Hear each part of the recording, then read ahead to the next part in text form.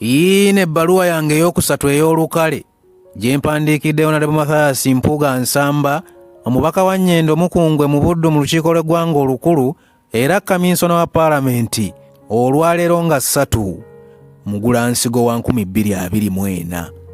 N'obuwombeefu mukama wange, neesiimye nnyo okukuwandiikirayo nate ebbaluwa ey'okusatu ey'olukale egoberedde zinnewaayo ezaagikulembera okuli gye nawandiika n'empeereza eyo nga 29 Kafuumuula Mpawu wa 2023 ko n'endala gye nawandiika n'empeereza eyo nga 29 Museenene w'omwaka ogwayita.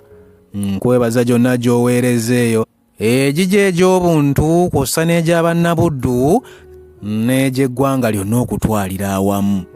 Mukama wange, b'abantu baffe ab'Emukungwe Buddu batya, naffe gye tuli oludda luno embeera etwogeza lutaakome ng'abaapatana okuzimba eddwaliro ly'e Lubowa. Nze musajjawo Maseruka Stephen, abandi bampita Maseruka the Poet, munnanko Bazzaako kakongoliro omutontomi era omuzira mu bazira. Ng'ensenene bwe zigwa e Buddu ne bazireeta mbaweemu enswa ennaka eno, bansanga mu constituency y'Ebaamunaanika mu ssaza lya nnyinimu ery'e Bulemeezi. Ssebo wange, saba onzikirize ensooka enkuloopere nti ebbaluwa eno okufaanagana zinnewaayo ezaagikulembera ngikoze nga ya lukale era n'enjigabanyiza ku mikutu gyange emigattabantu okuli ogwa TikTok, Facebook ne YouTube gyonna egiri mu mannya aga Maseruka the Poet. Ensonga mu kino tekuube kwesumaalika oba kwessaamu kajenjegula akazinyisa atannanywa mwenge gy'oli bw'anaagunywa taatagale, naye ensonzesonze agasalinkiriza ku Paalamenti awo nkusange mu ntebe y'obwa kaminsona n'ensooka nzita ku bigere nti owaaye siziinyuuka nga mbeteggera n'ebipapula n'ensangawo abalina ziccepe ne bantwala entyagi oba nga gw'opondoose n'ogamba ebya kaminsona awanyowa ewaawali n'envaawo ng'omumwa ngutadde mu nnyindo. Mukama wange, kwebaza okutumulisiza ttooki mu biseera we mwannyikiriza Nkoba za Mbogo, kuba osanga singa nange saase nako lwendo lwa Nkoba za Mbogo mu ssettendekero gye nayitira, obuvumu n'okukenenula ensonga bye mwatwagazisa oba oli mu bwakimbuyege bwange saalifunye embavu zikuwandiikira bbaluwa yange eringa eno. Kwebaza obuweereza bwonna bw'otuusa ku ggwanga ku mitendera egy'enjawulo wakati mu kusoomoozebwa ng'eggwanga lyaffe litubidde mu masaŋŋanzira g'okusoberwa, okwemagaza, okweyogerera ebisongovu wakati w'abakulembeze n'abakulemberwa mu kibuyaga kkuŋŋunta ajjudde ebikolwa eby'effujjo omuli ekiwamba abantu, ebbula ly'emirimu mu bavubuka baffe, amabanja eggwanga lyaffe kwe litubidde, ettemu erisukkiridde, ebyobulamu eby'ekibogwe, enkwe, obuli bw'enguzi, obulyake n'obukenuzi, yemmenye kindeke ki. Kintwalidde n'akaseera nga nsisimuka mu kireeyo, omutima nga gukundowooleza era ze zimu ku bbaluwa zenzize embaga n'enziweereza eyo. Nga bwe ndowooza ku byafaayo by'obukulembeze by'eggwanga lino bye mmanyiko ebitonotono, emmeeme ntyemuka ate kooli munnanko Bazzaako munnange seemotyamotya nti ndwewo okubaka ekkalaamu. Ensonga nnyingi ezinsiiwa ze nnyinza okwegomba nkuweereza eyo, naye empalabanyiziddwa nnyo eno ekyase ennyo mu mawulire nti watuuzibwa awakusifu era siikulimbe yenzije mu kikunta ne mbaka ekkalaamu. Mukama wange, nga bw'okimanyi nti bannansi abanoonya okubeerwa abatalina buddukiro abaweddemu essuubi abakuluusanyiziddwa ennyo omulembe guno, essuubi libalimu mmwe.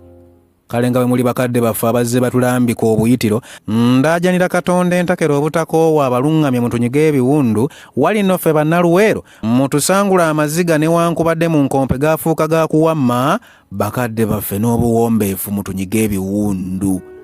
Nkimanyi taata obuvunaanyizibwa bw'olimu si bwangu nga kulya ndaggu, anti oluusi oyinza okusiŋŋaana n'embeera y'emyasiro ebiri egiwabya embwa, ng'omu agigamba nti ayirya ate omulala n'agigamba nti ayikwata, kwegamba n'ebeera ku kizigo ng'eyiggira mu kusoberwa. Naye kooli munnanko Bazzaako nsaba nnyo Katonda atutaase atuvuunuse envuba ate naawe akwongera obuvumu obutaatira ekitiibwa ekitukubira zittooki. Mukama wange, ebbaluwa gye nakuwandiikira nga 29 Museenene w'omwaka ogwayita, nawandiika ne ŋŋamba nti bannansi balisagambiza nnyo ng'obuweereza abo buvaamu akakisamba akamoozoola, ate era mu bbaluwa y'emu ne neekuba endobo nti balyekamwana nnyo bwe balikizuula nti obuweereza bwo bubabetentula emitima. Ow'ekitiibwa, newankubadde ebbaluwa eno ngiwandiise njesigamya ku birabikira mu mawulire, nze sifuddeeyo oba bituufu oba bikyamu kuba Maseruka obuyinza si bulina obwo, wabula mpalabanyiziddwa nnyo emigigi egiyaayaanira ebyobukulembeze ng'ate tubatwala nga bakadde baffe ekyokulabirako gye tuyitira eyo.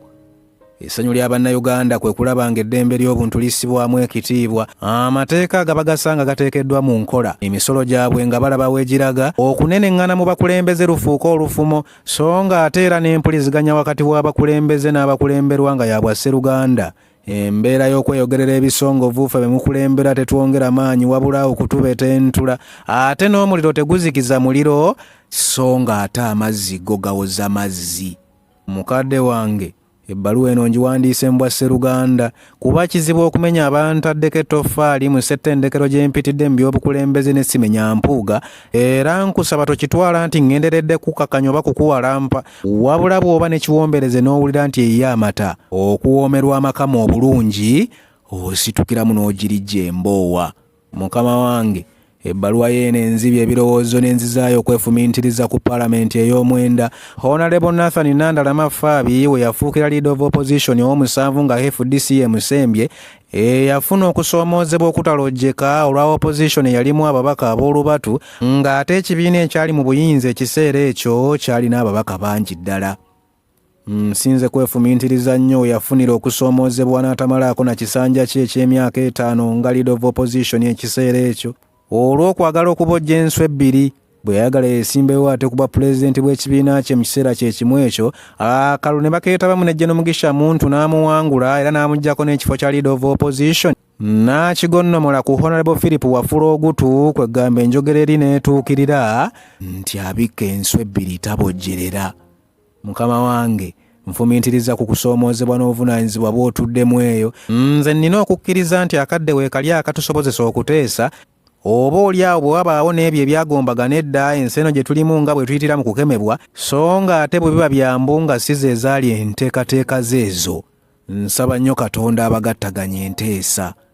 Ssebo wange, mu bbaluwa gye nakuweereza nga 29 April omwaka ogwayita, ku muko gw'omunaana paragulaafu ey'okusatu, nakisimbako nnyo essira ne ŋŋamba nti okussa ekimu ng'enkuyege n'okukkaanya okunaabeerawo mu b'oludda oluvuganya gavumenti yejja okuba entabiro y'okusomosa ebirowoozo bye tubatuma mu bituuse, wabula bwe wanaabeerawo abaliira mu ndanga olumbugu ye kalunsambulira anaabalukako okunafuyizibwa kw'ebirowoozo bye mutembeeta okutuusa. Wabula ate oli bw'aba mukulembeze ng'akimanyi kyakola kituufu, amaluulu g'ekyalo tegasaanye kumusuuza bbuzi lye, anti atya omusana talya bwami. Ow'ekitiibwa, ebigambo nandyagadde nkuwandiikire bingi, naye engeri gye nkimanyi nti obuvunaanyizibwa bukuwamba, saagadde njogere lulondakamba olusiriize entamu ku kyoto. Wabula akaseera kano k'olimu ak'okusoomoozebwa nga bwe twekuba mu ttooki, ntumye ebbaluwa eno ne ngisaba bannabudde oba nnamusize, Katonda atufissirizeewo ekisa ekitabaganya abasowaganye, bwe wabaawo abasobezza emmeeme zibakyuke. Nkwagaliza emirembe gya Katonda gikubeere, akunyweze mu kaseera kano akajjudde okusoomoozebwa nga n'obuvunaanyizibwa bukuwamba, mutusangula amaziga bakadde baffe mutwanukulira ekirooto. Nze Maseruka the Poet.